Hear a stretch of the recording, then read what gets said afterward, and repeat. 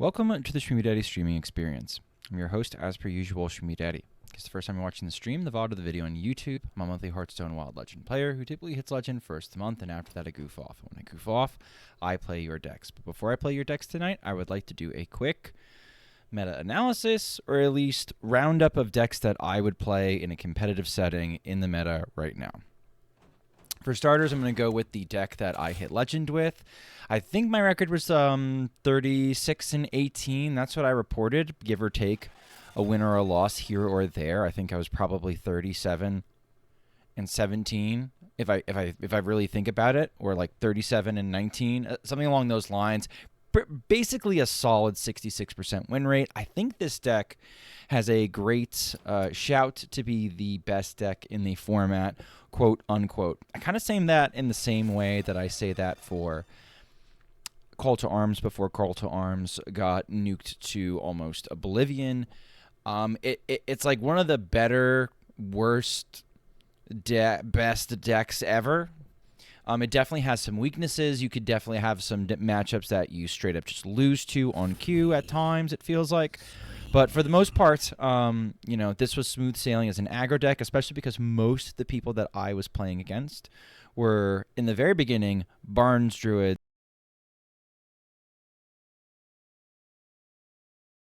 and Astral Communion Druids, and some of the worst Astral Communion lists that I've ever seen. So, premier aggro deck right now, but a step slower than what Shadow Priest used to be, which is an interesting place to be. Next deck up is Maligos Druid. Looks like one of the better meta decks in the format, with Shadow Priest knocked down a peg. This gets a little bit more room to breathe. Most notable upgrade or change to the list so far is the Shattered Reflections that KVLT added to the list instead of a single copy of New Heights. Is this the 40th card that's the nuts? It has some cute outs when you play the Shattered Reflections. I know he's sort of still up in the air as far as like if this is really the card that he wants. He's really just as a placeholder for some future card that's better than what we have available to us so far. But it's a fine stand-in right now. You can copy ANRs. You can, you can copy ANRs. Mostly you can copy Maligoses sometimes. Sometimes you want to copy your sales. Like you got to dig, but you have to kind of go in now, but you don't have the funds or the means to like win the game at that moment. So you could pop that out and you could go from there. So this is probably a contender for second best in the format. Statistically, if you look up there, I was looking at top 1K 500 games past week. Libram Paladin looks like it's very strong right now. I think it's enjoying the fact that Shadow Priest has taken a step back in the meta. This one is still running Showdown Beam, as you can see, but we've got, this was Alb rank 1. Alb is a European player who races to Legend every month. He went for 1 Divine Brew, 1 Cold Feet, 1 Rebuke. These are all kind of flex cards. I do kind of like the Shieldblade Champion as a charge option later in the game with Libram Divinity. It's good stabilization for survival as well. So something to keep in mind if you have the Libram Variety Persuasion. The deck is kind of slow. It doesn't pop off until turn 4. But when it pops off turn 4, holy shit, it can dump some stats really, really, really quick. I think that's how you want to play it. I think you almost want to play it like a Dark Glare, where you pick and choose your spots on when you want to dump down all your stats. But I think when you do dump down all your stats, you're picking one of either Cold Feet or Rebuke and go from there. I grabbed the latest Holy Wrath Paladin list that I found off Neon 31's website, hearthstone-decks.net. This looked the least weird. The one sort of thing that had me scratching my head was the main deck tight-lipped Witness. But the more I thought about it, the more it actually makes sense. Their ETC are extra copies of either Survival or the combo itself. So having their tight-lipped Witness to like beat your one bad matchup as far as Ice Block goes, having that main deck doesn't totally suck for me, especially because if there's any list that can afford to kind of carry the load a little bit, it's probably this one. Worth noting, I think we have cut for Order in the Court. We have cut Order in the Court, so the only way we are reordering our deck is Polkelt. So otherwise, we're just searching for dredges with our dredgy boys and Overplanner and kind of going from there. Another deck that is doing very well on HS Guru / Donkey is Questline Demon Hunter. It's funny, against good Questline Demon Hunter players, I feel like playing aggro is like not quite good enough. Pirate Demon Hunter felt like you were slightly favored, but a little bit slow, and on a slow hand, the quest line beat the ever-living crap out of you with a giant brute turn. Like, you could get them down to 8, 9 health, and then they just sort of swing the board back with a giant brute turn and a couple mana burns, and you're gone. So I thought this was an interesting play. This is still Lasagna's list from West versus East. Flex spots are still Consume Magic and Illidari Studies with fewer Void Touch attendants around. You might want to consider getting rid of the consumed magics for something else. I'm not sure what, but like those are places for flex spots if you want them. I know some lunatics try to stick Zephyrus in here. I do love a good Flat Earth deck, but I don't know if this is necessarily the one to do that. Miracle Rogue has a almost tier 1-ish deck. You pick up the deck and you play with it, and then you realize sometimes you brick or sometimes you take too much damage or it's not quite there. But this deck is enjoying a little bit of joy right now because Shadow Priest is taking a little bit of a back step in the meta. And so if this is allowed to do its thing, you're dropping some giants down fairly early and dropping a Cult Neophyte not far behind them and having a little giggle. I was totally wrong about Greedy Partners. They're almost always active. They're looking very good. When I first looked at these, I'm like, these have got to be mailbox dancers. It must be mental. But no, a lot of times they are active and they are cute, and this deck is about to get better. Door of Shadows kind of sucks. We have a new 2-mana card coming this next expansion that goes and discovers a card in your deck, and if you can play it this turn, you get both copies. Ew. Don't be shocked if this deck sort of just kind of like takes off like a rocket when the expansion hits. Okay. This is a little bit of an older list. I know Sparrowclaw played this very well to some great effect. This is the Void Touched Attendant XL list that Sparrowclaw was running. But it's looking more and more when we're looking at the data that Void Touched Attendant might get cut from XL Shadow Priest. Now, at very low sample sizes, Extra Large Shadow Priest looks like it's doing very well. If you look across the meta, if you go down to Diamond through Legend, or if you look at the whole ladder, it's not doing awesome, but there's a lot of bad cards people kind of run in Extra Large Aggro Shadow Priest. This list is pretty cut, pretty clean, pretty lean. Like the one sort of part where you kind of like look and you're like, do I really want to do this? The Ethereal Oracles, are they really worth keeping around when you and the Miracle Salesman, are they worth pairing together? I think they are for now. They look pretty good. Going and getting so much of your burn is kind of so important for this deck that I think it's worth building around.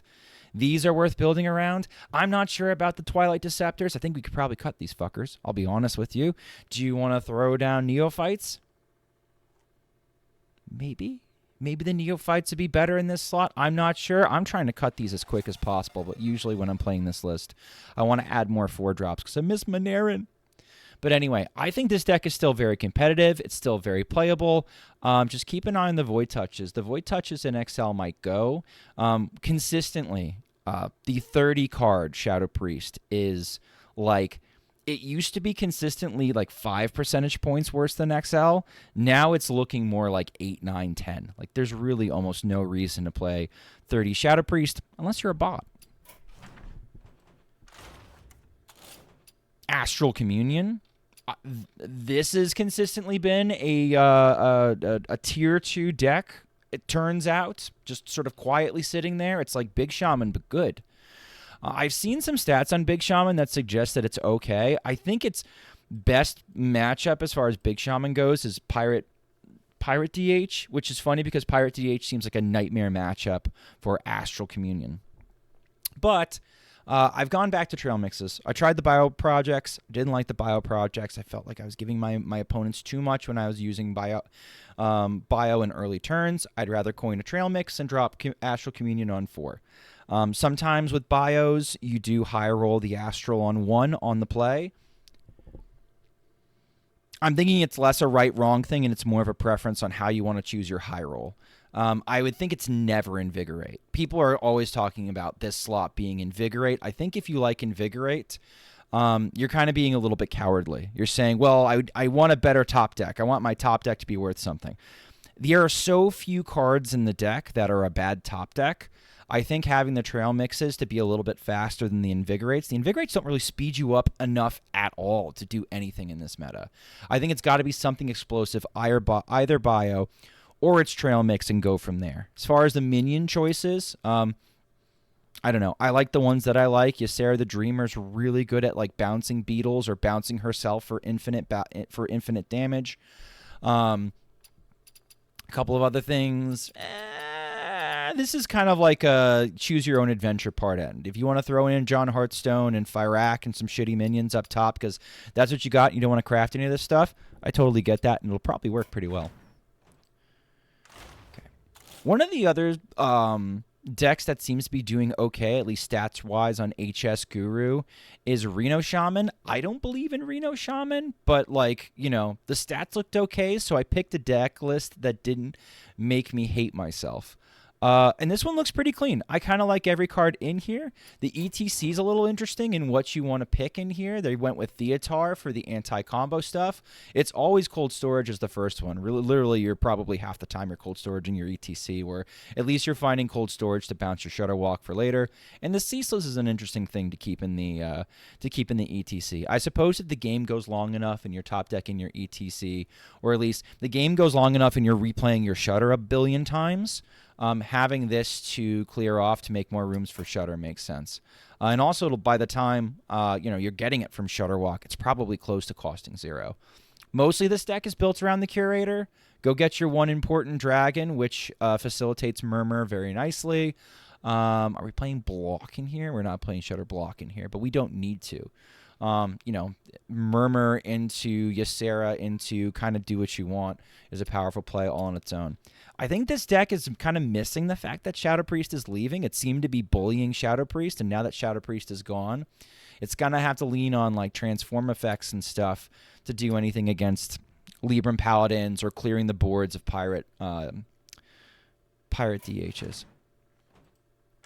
Imbue Druid looks really good low down, and the higher up you go, the worse it gets. I'm going to feature a list that kind of looks close to what I was initially saying that I would play. QB did very well on EU with a list very similar to this. I love the Timeline Accelerator to go get the Sing-Along Buddy. Listen, if my Sing-Along Buddy costs 1, it's easy enough to combo up with Reckless Apprentice. They're going with a more extensive secret package than I necessarily would. Objections and ice blocks are eh. We only have the Costume Singer to go and grab them and take them from our deck. Eh. Anonymous Informants to play them for 0. Eh. Like, it's okay. Like, I don't know, maybe we're better served cutting the objections and running some Frost Novas or some things that end up holding up the opponent's board so that we could blow them out when we feel like blowing them out. I've always liked that strategy and have seen nobody really do it aside from QB on ladder. So if you want to go check out that old list that QB did, it's one on one of my previous videos, and I know I've done at least one video on it. Again, that's the one with like Varden and like the freeze effects. This one is like okay, it's fine. It's sort of solving some of its draw problems with a good card like Smoldering Grove. I also like Ashen over like Tight-Lipped Witness as block tech because sometimes you just drop that and deal a billion. I've been having a lot of fun with extra large Questline Shaman. This is one of the decks I play for fun off stream all the time because it's good enough to win games. Kind of going in on like, you can go in on early turns and have early tempo and build like, a good old Nature Shaman board with rushers and buffs and beat people up. You've got clears if you got a clear. You can go long with, a more control type deck and try to blow them out with one single big turn post quest line. You don't always have to beat the quest line either.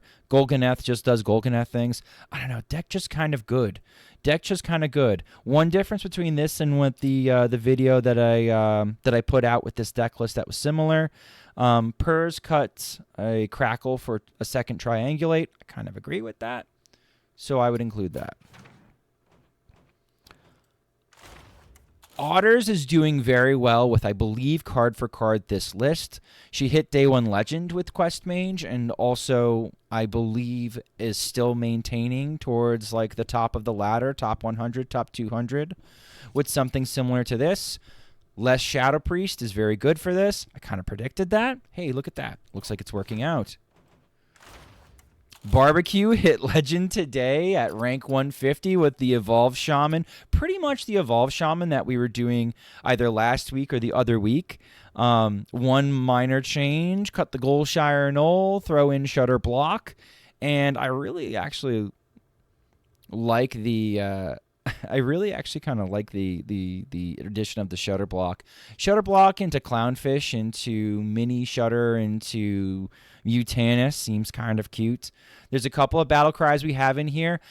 I'm not gonna lie to you. Wait, is Grunty out of here? Oh no, there's no Grunty. We cut the Grunty. Wait, no, Grunty's got to be in here, right? Where'd this go? Oh, I'll edit and post. I'll make sure I get the right. I make sure I get the right code. No, you have Grunty? Yeah. BBQ's in deck somewhere, or sorry, in chat. I'll get the right list and I'll send the right list. But even if we Shutter Block Grunty, you could clear a lot of shit with that. It's kind of funny. All right. Continuing on the Copy side of things. Again, we're sort of getting down there. If you find yourself at High Legend and you're facing a lot of combo stuff, I find Maxie's Jormunger Hunter is good enough into aggro that you can be very competitive, and it's great into top-end stuff like Quest Mage, Maligos Druid, just generally just sort of disrupting the shit out of people while they try to set up their combos that don't interact with your board while you build up your board. And if you really feel bad and scared and lonely, you can always put Poisonous on a Dread Scale or get both Dread Scale and Dragon Maw out. Last but not least, and this is like really my most favorite pile, this is my favorite Reno Mage to play right now. It's like big spell Reno Mage, and it's not all that different. Marcus, one of the people in my chat that comes and frequents and is fairly regular, was just like, how do we upgrade this? Because I think this was based off of a list from earlier in the expansion before we got stuff like Javius and stuff. And so I've cooked it up with him a little bit, and we've upgraded it, and it's just like a ton of damage.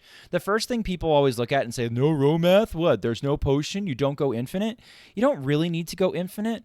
When you cast Galactic Projection Orb, the only 4-cost spell, well, unless you play Fire Sale, the only other 4-cost spell is Arcane Brilliance. Arcane Brilliance will get you another Galactic Projection Orb, in theory, if you got your first Galactic Projection Orb from Arcane Brilliance. So you basically just keep printing row after row after row after row of giant piles of burn. And it's very, very fun. And Magister Dawngrasp also is a giant pile of burn. I find this deck insanely fun. You don't need the infinite value because honestly, you just